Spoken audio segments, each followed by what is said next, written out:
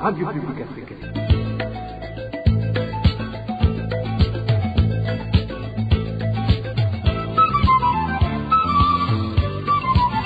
Radio Publique Africaine.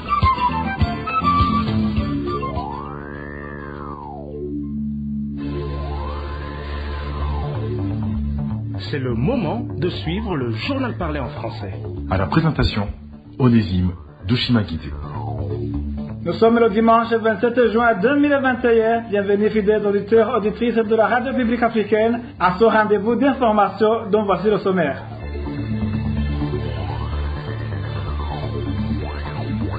Une dizaine de personnes a été tuées et deux véhicules incendiés hier soir sur le tronçon Moulandia-Gitega dans une embuscade d'hommes armés. Grogne chez certains employés de la société sucrière d'Omoso Sosimo en province de Rutana. Ils réclament leurs primes de anal. Et l'administrateur de la commune Bukemba, toujours en province de Rutana, est accusé par la population de la zone Gihofi d'user de son pouvoir pour majorer comme bon lui semble le prix de la moustache dans son bistrot. Voilà pour le sommaire.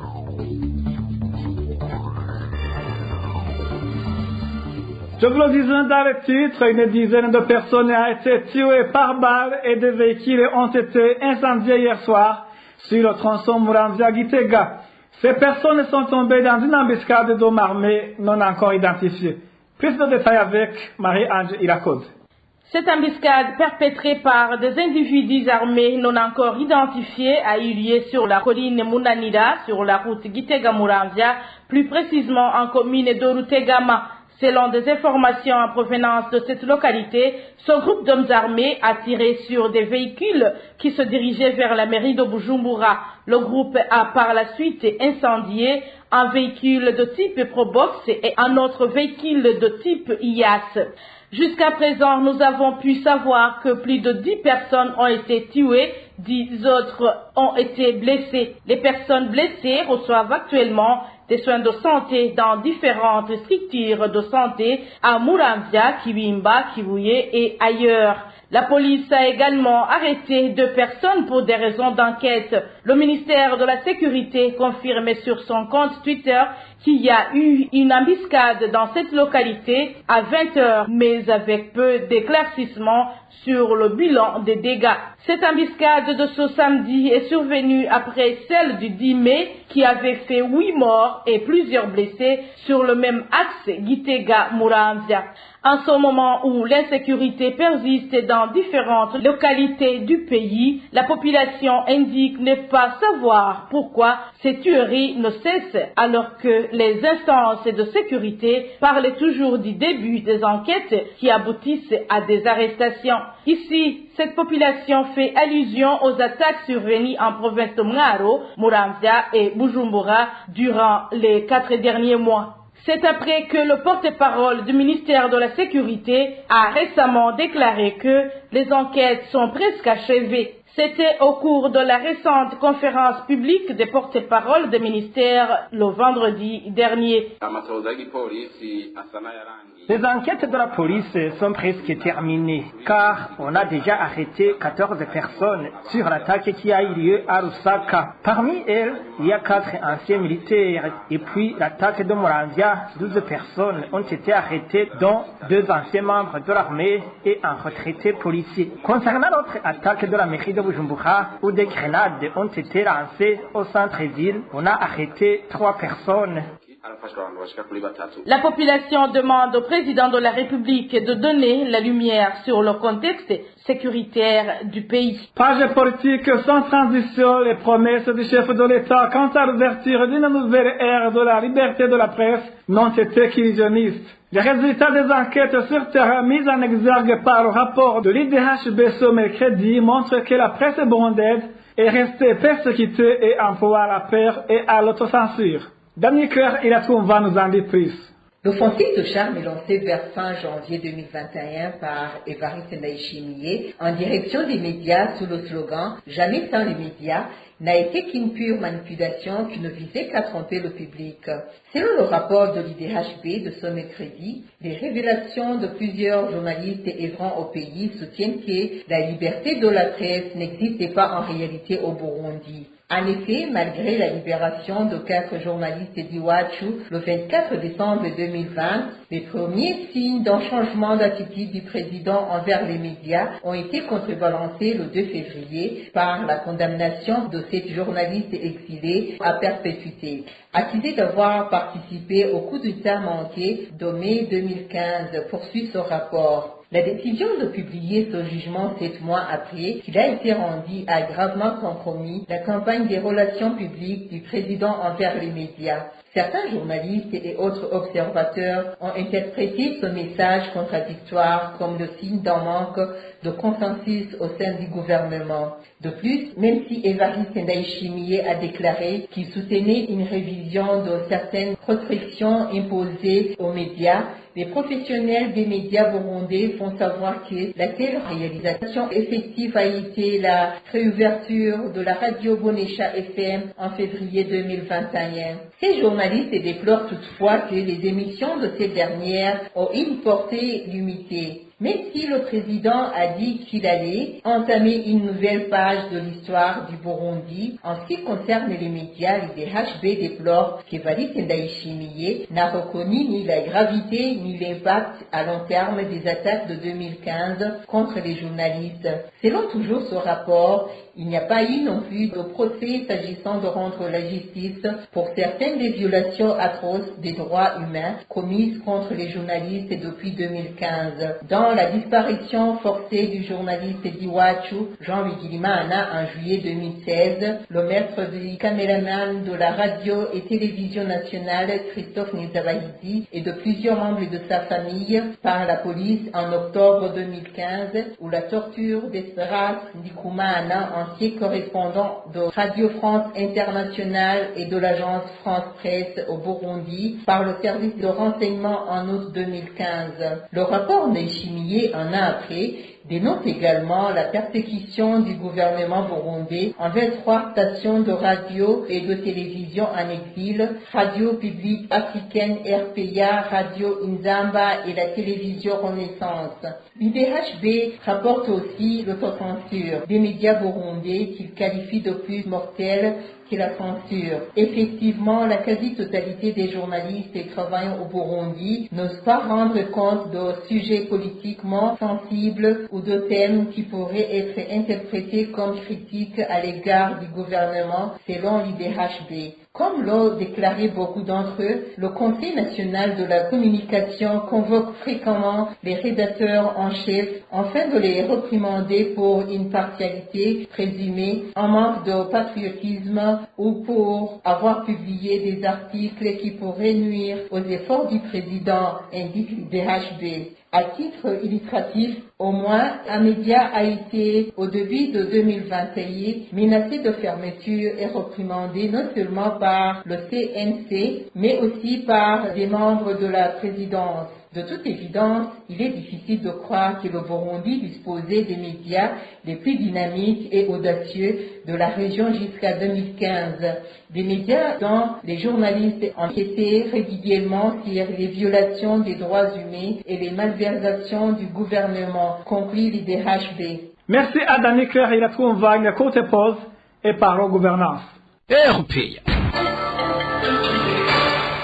vous le disais dans le sommaire, cogne chez certains employés de la société sucrière d'Omoso Susimo en province de Rutana. Pour cause, ces salariés indiquent qu'ils n'ont pris droit à certains avantages comme les primes et annales. Ces employés de la Susimo signalent que même la décision de la justice n'a pas été exécutée. Le point avec Elvis Nyomongé. Certains employés de la société sucrière d'Imoso Susumo affirment que le climat massé au sein de cette entreprise s'est manifesté depuis le mois de janvier 2016, lorsque le gouvernement a suspendu les annales et les primes pour les fonctionnaires. Ces salariés sont indignés par la décision de cette société sucrière de les mettre dans la catégorie des fonctionnaires de l'État, alors ce sont des saisonniers. Un parmi un témoigne. Depuis que le gouvernement a géré les annales et primes sur salaire, la Sosumo nous a transmis dans la liste des fonctionnaires de l'État. Ce n'est pas juste parce que nous touchons notre salaire par rapport aux ventes et productions de la société. Notre budget n'est pas voté par l'État. Nous utilisons un budget qui provient des ventes. Ces employés de la Sosumo ont porté plainte dans le tribunal de travail par l'intermédiaire de leurs syndicats. Ils affirment également qu'ils ont eu gain de cause. Nous sollicitons à son Excellence, Président de la République, d'intervenir dans notre dossier pour que le jugement rendu soit mis en application. Nous voulons qu'on nous donne nos droits car les annales et primes devraient exister normalement. La société scrière d'Imosso, Sosumo, a été créée le 13 juillet 1982.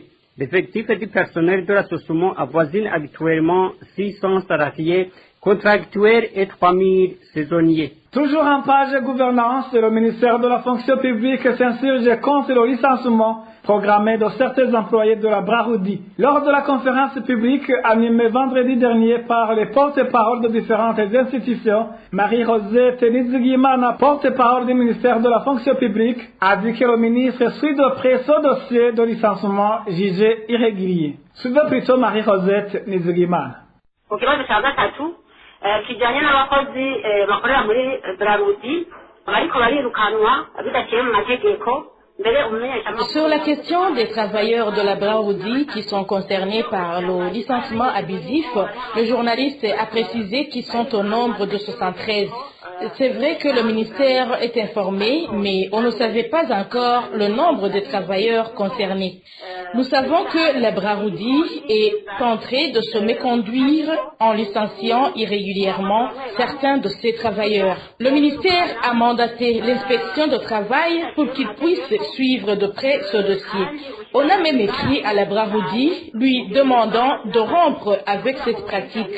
Alors, ce que nous allons faire prochainement, c'est de demander la liste du personnel concerné et analyser le dossier de chacun. Peut-être qu'il y en aurait qui sont licenciés pour leur faute. Après l'analyse de chaque dossier, le ministère pourra alors prendre une décision.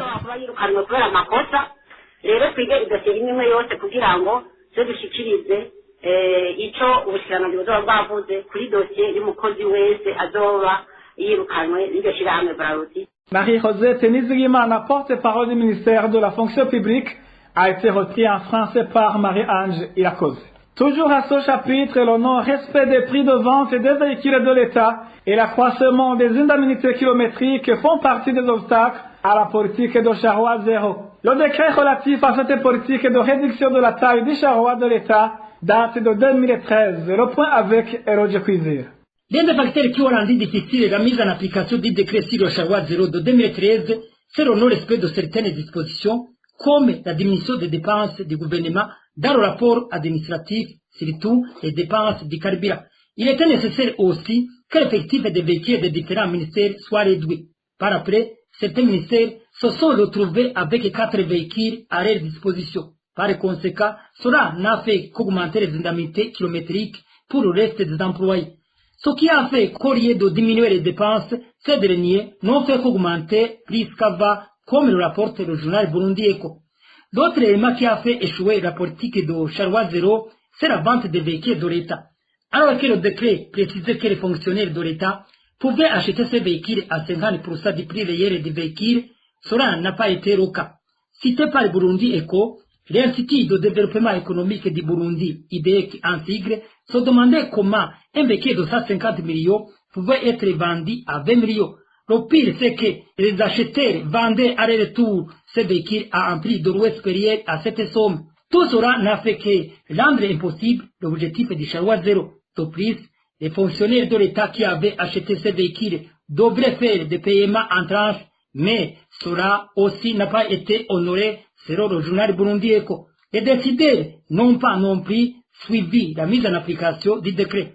Ce qui a fait que les cadres des différents ministères l'ont mis en application chacun à sa façon. L'Observatoire de lutte contre la corruption et les malversations économiques avait même demandé envers dans son rapport de 2014 que cette politique de Charlois Zéro soit revue comme les dépenses de l'État étaient augmentées contrairement aux objectifs de ce décret. Par la suite, la commission parlementaire a demandé au ministère ayant en charge le suivi de cette politique de Charlois Zéro de la suspendre pour qu'il soit bien étudié, puisque son objectif avait quasiment échoué. Merci à toi, Eloge Cuisera. Dans un instant, nous abordons la page société de ce journal.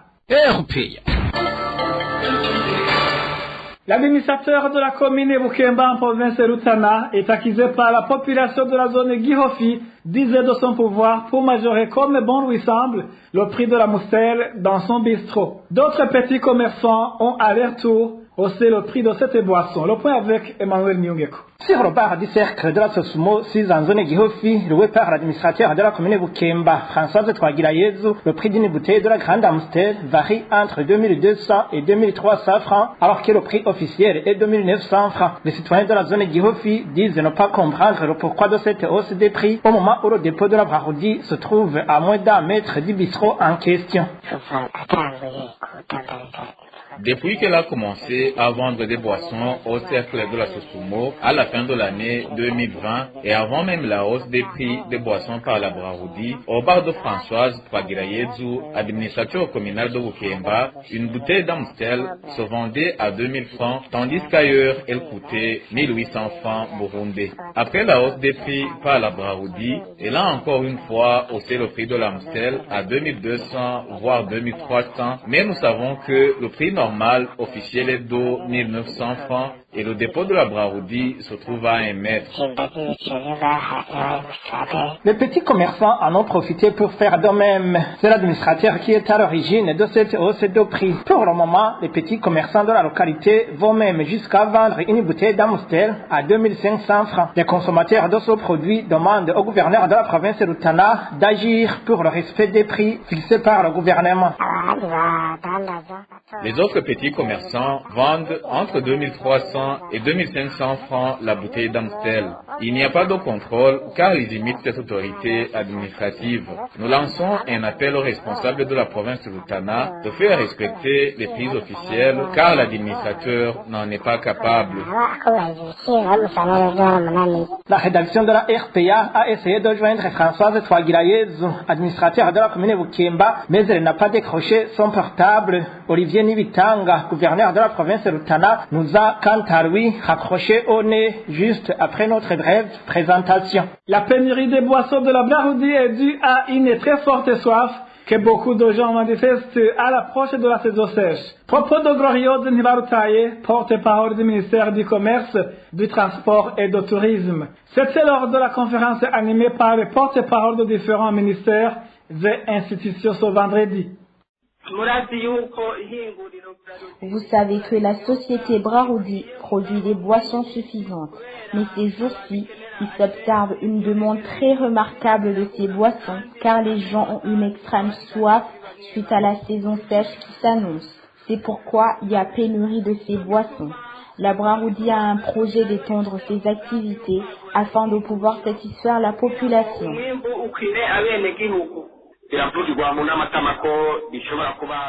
Il y a des rumeurs qui disent que la cause de cette pénurie des boissons de la Braroudi serait liée au trafic transfrontalier de ces boissons. Qu'en dites-vous?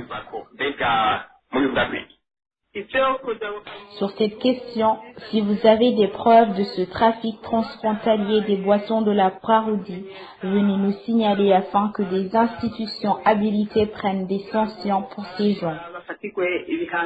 La démolition des constructions anarchiques le long des routes est une mesure salutaire qui permettra de redorer l'image de différentes villes du pays. Propos de l'une des personnes qui suivent de près les activités de l'urbanisme. Nestor Miungeko précise néanmoins que le gouvernement doit éviter de faire la politique de 2 poids 2 mesures. La mesure prise par le maire de la ville de Bujumbura de moderniser la ville de Bujumbura en procédant à la destruction des maisons construites en dehors des bornes fixées par les services de l'urbanisme notamment. C'est une mesure que je juge nécessaire. Les gens qui construisent en dehors des limites de leurs parcelles qui leur sont régulièrement attribuées doivent en supporter les conséquences. Les conséquences peuvent être très proches ou lointaines, mais si les services de l'État procèdent à la modernisation de la ville, à la restructuration des quartiers pour rendre la ville plus attrayante, plus propre, c'est normal qu'il y ait des conséquences au niveau des constructions qui sont affectées par cette mesure-là, l'agrandissement des routes pour avoir l'espace suffisant pour y installer d'autres services, notamment la voirie qui doit être assez grande, la voirie et ses annexes, notamment les caniveaux, les emprises pour l'installation de l'eau potable, de l'électricité et d'autres services nécessaires au bon fonctionnement de la ville. Ces services-là doivent exister pour rendre la ville complète. Donc, s'il y a des gens qui sont affectés par cette modernisation, c'est normal qu'ils en supportent les conséquences, mais que la mesure soit appliquée à tout le monde. Il y a des gens qui disent que les gens qui sont hautement placés politiquement ou qui sont financièrement bien placés ne sont pas concernés par cette mesure. Non, je crois que la mesure concerne tout le monde et doit toucher tout le monde. Le maire de la ville qui a annoncé cette mesure doit veiller au respect de la mesure, doit être juste. La mesure doit toucher tout le monde, que ce soit les grands, que ce soit les petits, pour que effectivement les petits ne sentent pas qu'ils sont maltraités parce qu'ils sont pas bien placés financièrement ou politiquement. De toute façon, la mesure doit concerner tout le monde et elle est là pour le bien-être de la population urbaine. La ville doit se moderniser, ce n'est pas seulement à Bujumbura, même ailleurs dans d'autres pays.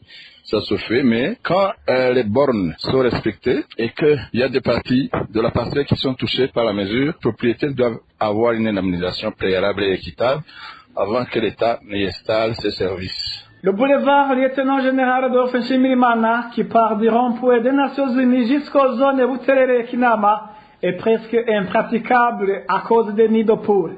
Ces usagers indiquent que des accidents liés au mauvais état de cette route sont fréquents. Le point avec Eroge Diveremish. Cette route qui est quasiment impraticable selon les usagers, c'est le boulevard lieutenant-général Adolphe Nshimirimana. Là où elle est plus affectée, c'est à partir du rond-point des Nations Unies jusque dans les quartiers du nord de la capitale économique, à savoir Mutakura, Buterere et Kinama. Les usagers de ce boulevard révèlent qu'ils perdent beaucoup de temps en cours de route et sont souvent victimes des accidents causés par des nids de poules qui se multiplient du jour au lendemain.